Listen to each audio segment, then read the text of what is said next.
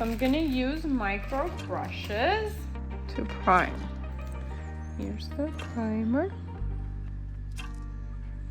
And I always want to dab the micro brushes once I apply a drop on there, because even a tiny bit goes a long way, and if we use too much, that's when the lashes or the glue won't work as well. So we want to use very little. Okay, so let me grab a paper towel, and I would just dab it to get the moisture off. And you could probably see in the video, you can't really see too well in the video, but there is always extra liquid that comes off.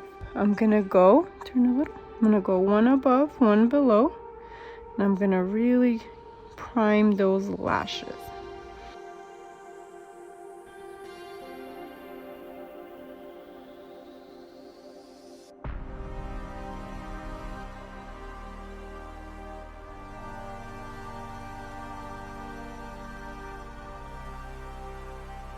And I can grab a little more liquid if I want, if I feel like now they're a little too dry for the second eye. So that's what I'm gonna do. And I can use the same micro brushes since it's the same client. But obviously we don't want to double dip and use the same micro brushes from a client to another. Perfect.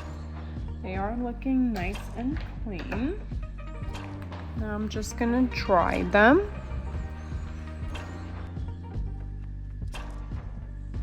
I'm gonna use the under eye patches first to hold down her bottom lashes. And I mainly like to use these to protect her under eye, and I use more tape to really hold down the lashes. So I'm gonna try to hold them down as much as I can with the tape. But it's okay if it's not super up and holding all the lashes. I rather do it this way than for it to go up and get in her eye. I can also use my hand to kind of pull her skin down too if needed. So I like to, you can close for me. So I like to use the white tape first, and I like to use the 1-inch tape. I feel like it gives me a better hold compared to the 1/2 inch. So yes, so for the white tape, I'm gonna use the 1-inch, and I'm gonna do 2 layers. So the reason why I prefer to do 2 layers is because it provides a more solid white surface where I can see the eyelashes and have a good contrast between the eyelashes and the tape. And that's what helps me with isolation. Turn a little this way. So first I'm gonna focus and tape down the outer corner.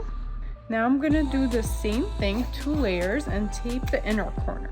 And when I'm focusing on the inner and outer corner, almost always magically the center of the lashes get taped. You see? And I want to make sure it's below her lash line so it doesn't go in her eye and make her eyes red and hurt her. Okay, so close for me. Is that okay? Is it comfortable? Next, I like to use the clear tape or the transparent tape over that. So I like to use the 1/2 inch tape, or if you're using the 1-inch, to cut it in half, and I do that over it right underneath. Okay, so again in the same X formation, and the purpose of this is to make sure if I have any stuckage with the glue underneath, it's going to be easy to remove, and it's going to make it lint free, so none of the lint from the white tape will touch the lashes or get stuck with the glue.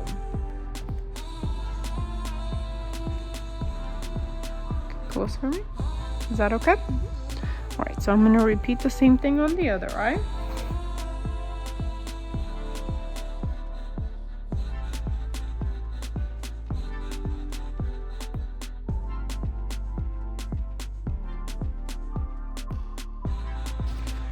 All right, so that concludes the taping. I'm gonna use our new, not yet released gold tweezers. They're the A-line, A1 and A3. So the straight tweezers normally are to apply for a classic set, and the curved tweezers are to isolate.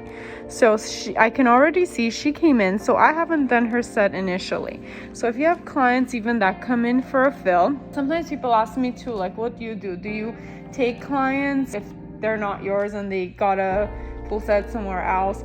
To be honest, if I take a look and they did a great job or a good enough job where I can fix it and adjust it or fill it in with the fill, then I go ahead and do a fill, because I feel like it's almost a waste if I'm gonna remove them and redo them. It's just extra time and money for me and the client. So to kind of help everybody out, I'll just go ahead and do the fill. But then if they come and it's not a great job and I could see that they're not gonna last and they're gonna fall off, then I definitely tell them that we need to remove it, then do a full set. So now when I take a look, you can see actually whoever filled these in, they did a pretty good job. Okay, so it looks like even the ones like this one that's grown out is still nicely attached to the base. It looks clean, they're not stuck together. So I'm okay to do a fill on the set. I'm not gonna make her take it off and redo a full set. So now for a fill, the main difference is between a fill and a full set is you're just filling in all the empty lashes that grew out or shedded or changed throughout the 2 weeks. Okay, so she got the set about 2 weeks ago. But within those 2 weeks, remember, we do lose natural eyelashes 1 to 5 every day, and we're changing them out and new ones are growing out. So this is our lash cycle. So the ones that grew out, and you see how that one kind of came out, so that one's already loose and it was ready to leave us, which is okay. Anything that's loose during the fill process I would remove and I would put a new one in there. But basically for the fill, I'm just gonna go ahead and apply just like I would for a full set on all the lashes that grew out. So it's almost like doing half the work. And I'm gonna continue to fill her in until I can't see any more of her natural lashes. So now for a classic set, actually, if you were to look at it like this, it does look like pretty much done. It looks full, but make sure you're gonna go back and check and see if you can find any more lashes to apply on. That's gonna make the big difference between how long they last and your work compared to others. If you take your time and add to every single lash, trust me, your customers will notice.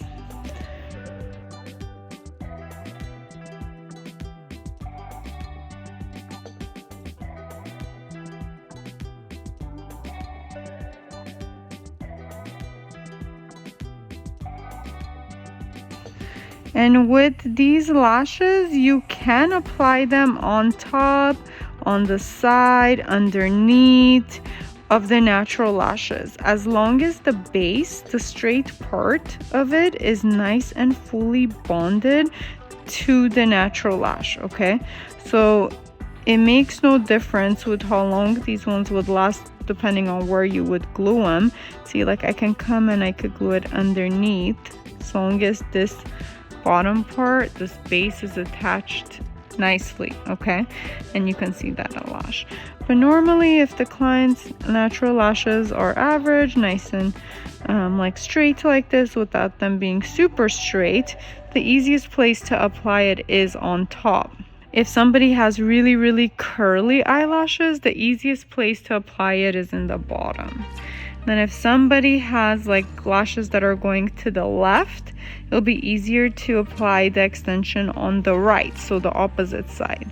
If the natural lash is going to the right, then it'll be easier to apply on the left side of the natural lash.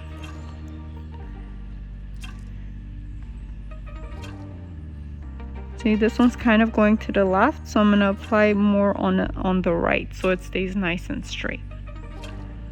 And when I isolate, I want to open my isolation as wide and as clean as possible. For me, when I'm coming to apply, I could really see where I'm placing that natural lash and nothing else is gonna stick together. Because again, remember, because our natural lashes all have a different growth rate, they're not all gonna grow at the same time. So if there's too many things glued together, even two natural eyelashes, and one of them is ready to grow out and the other one is not, they're gonna be pulling each other out and damaging natural lashes. So very, very important to take your time to isolate, to do nice, clean work. And you see, as I'm going through, I could still find eyelashes to apply on, even though it looks full. So make sure you're taking your time to apply it on every single one of the natural lashes. But keeping the very baby hairs, kind of like these tiny ones, empty. And next session they'll be more grown out and we can apply it on there. This one's kind of lifting. Let me apply on this guy first. But see, this one's kind of lifting, so I am gonna banana peel it off. So now I would dry them, brush them, make sure everything's sitting nice. And then after that, I'm gonna do one last check to make sure that I'm not missing any. My camera did die while I was recording this eye, so I just finished the left eye, as you guys can see over here, and now I'm continuing the recordings. And in case you're wondering, how did that eye magically have lashes right now? So now I would brush, make sure everything's sitting nice. If anything feels like it's kind of sitting off, that's I would remove and apply a new one. And then also, if there's any loose lashes at this point, like those two, they would come off, and I could apply new ones if I go back and see empty lashes. Okay, so it's also important throughout your process, in order not to have any stuckage underneath, or for you to not glue the top lashes to the bottom lashes, sometimes go ahead and check throughout your process to make sure none of the bottom lashes have snuck up, because as you know, they're laying down there, depending on how you did your taping, some lashes might sneak up, and if they do, that's when they can get stuck to the bottom lashes, and it's really uncomfortable for the client when they're trying to open their eyes and they're stuck and they can't, and you might freak out. So to avoid that, just throughout your process, go ahead and check to make sure none of the bottom lashes have snuck up. So I'm gonna check one last time, see if I can find, oh look, there is one right here. If I can find any more to apply, then I'm gonna fully dry her, untape her. Well, actually, before I untape her, I'm gonna use my mirror in order to see how it would look when her eyes are open. If anything, that's gonna look off if she's gonna open. I want to see it now before she sees it and isn't happy, right? So that's kind of what the lash mirror is good for. Oh, see, these guys are tricky. There's always more if you look closely. So take your time and follow this process.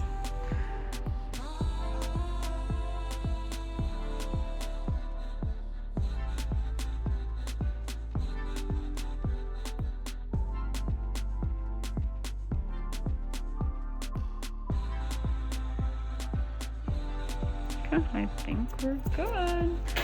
So when I dry for the very last time, I do like to dry them for a good like 2-3 minutes on the clock, just to make sure they're really nice and dry before she opens. Because with the glue, if it's not fully dried and set, and they open their eyes just from the fumes, her eyes can tear or get itchy or uncomfortable, but mainly like they tear because of the fumes. So once it's fully dry, she shouldn't feel anything and it should be super comfortable. So that's why before they open their eyes, I like to take my time and dry for like a good 2 minutes. So this is actually new. It's the eye-shaped one, which I really like, because you can see the full eye shape when you just put it like that. It's just kind of fun too. So I'm gonna look. It's kind of how she's gonna see it when her eyes are open. So I'm gonna look and see to make sure that I'm happy with all of them. If there's an area I want to work on. But no, looks pretty good to me. So now I can untape her and finish the process.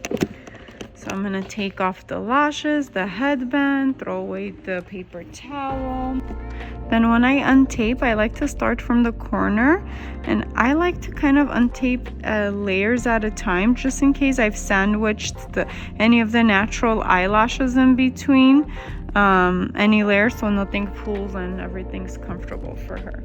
But take your time untaping, because sometimes the tape does stick pretty strong to the skin. You don't want to pull or hurt your client. Okay, my final brushing. And I like to turn off my light before they open, because sometimes the bright light too, since their eyes have been closed for some time, just from the bright light it can make their eyes more sensitive.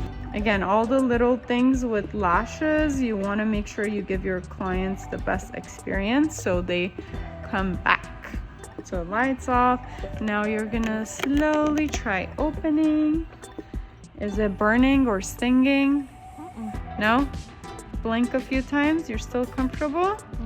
Okay, let me just try for one last second. Open. So now I'll have her open, let her eyes adjust a little bit to the light. Then if I want to take a clip or anything of my final work, I'll turn the light back on with telling her. So I'm going to turn the light on. Keep your eyes open. Is it okay? All right, so go ahead and close. I'm just going to take a couple quick clips and look at the camera.